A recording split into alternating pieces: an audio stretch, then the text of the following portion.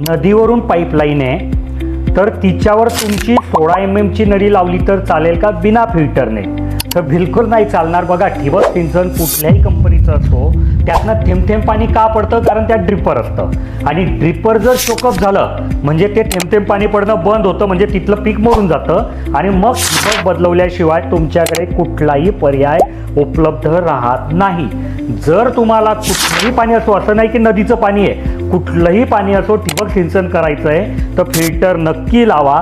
आता ते कुठलं फिल्टर लावायचं, किती इंची लावायचं, कुठे लावायचं याबद्दल मी ऑलरेडी भरपूर साऱ्या व्हिडिओ बनवून ठेवले आहे, तुम्ही त्या बघून घ्या. पण समजा तुम्हाला फिल्टर लावायचंच नाही आहे तर मग ती जी आमची एक ट्रिपच पेप्सी आहे की जे 5-6 हजार रुपयात 1 एकर होऊन जाते, तिचा उपयोग तुम्ही करू शकतात. तर त्याच्याबद्दल पण मी भरपूर सारे व्हिडिओ बनवून ठेवले आहे, तुम्ही त्या बघून घ्या. जर तुम्हाला अजून काही प्रश्न असेल ठिबक सिंचन, तुषार सिंचनबद्दल तर तुम्ही ह्या व्हिडिओच्या कमेंटमध्ये तो विचारा, मी पुढच्या व्हिडिओमध्ये त्याचं उत्तर देईल.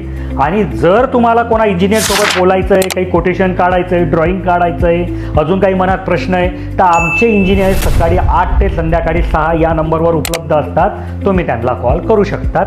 धन्यवाद.